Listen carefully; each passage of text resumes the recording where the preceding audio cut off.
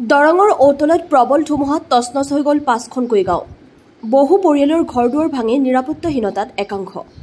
ভৰ বাৰিষাতে হঠাতে অহা এই কাল ধুমুহাই মঙলদৈ ৰাজচক্ৰৰ ঔতলা, কমাৰপাৰা, অকলিবাৰী, বৰুৱাপাৰা, দুৰ্গাগাঁও, চৌধুৰীপাৰা গাঁৱত বিস্তৰ ক্ষতি হৈছে।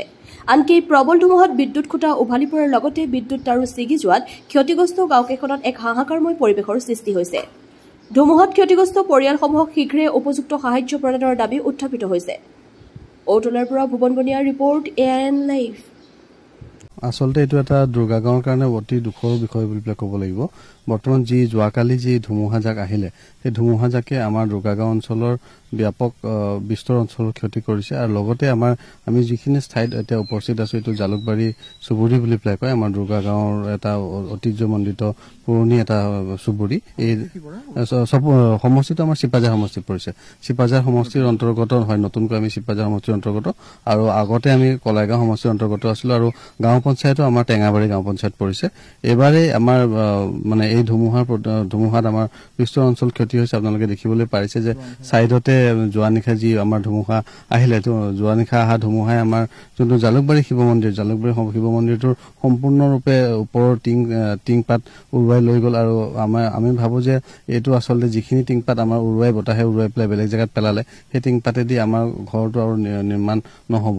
সেইকাৰণে আমি চৰকাৰখনকো আহ্বান জনাওঁ, আমাৰ স্থানীয় বিধায়ক মহোদয়কো আহ্বান জনাওঁ, আমাৰ MP মহোদয়কো আহ্বান জনাওঁ, যাতে যি ৰাইজৰ যি আস্থাৰ জাগা, য'ত আমি এটা আলোচনা কৰিব পাৰোঁ, য'ত আমি উপাসনা কৰিব পাৰোঁ, এই উপাসনাস্থলীটো যাতে পুনৰ নিৰ্মাণ কৰি পেলাই যাতে আমাৰ গাঁওবাসীক সকাহ দিয়ে, তাৰ কাৰণে মই আহ্বান জনাইছোঁ।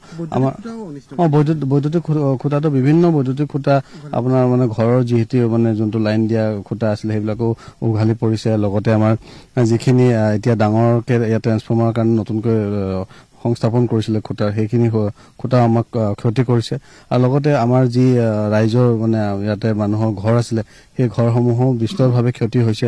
ধুমুহাই বিভিন্ন ধৰণৰ গছক অনিষ্ট কৰিছে, কাৰোবাৰ হয় গছ গছনিৰো অনিষ্ট হৈছে, লগতে জীৱকুলৰো অনিষ্ট হৈছে আৰু মানুহৰ থকা ঘৰৰো বহুত অনিষ্ট হৈছে। আপোনালোকে ভিতৰলৈ গ'লে দেখাই পাব।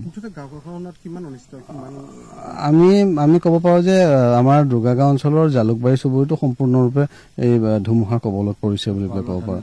হয়, ভঁৰালৰ ধনো ভিজিছে। দাদাহঁত আছেই, দাদাহঁতে নিজে গোটেই ৰাতি তেওঁলোকে কাম কৰিছে বা কাৰোবাক সহায় কৰিছে, কাৰোবাৰ ভঁৰালৰ ঘৰৰ টিং উৰাই লৈ গৈছে, সেইবিলাকক আকৌ ঢাকিব লগা হৈছে। তেনেকুৱা এটা অতি বেয়া লগা এটা অতি কৰুণ পৰিৱেশ সৃষ্টি হৈছে বুলি ক'ব পাৰি।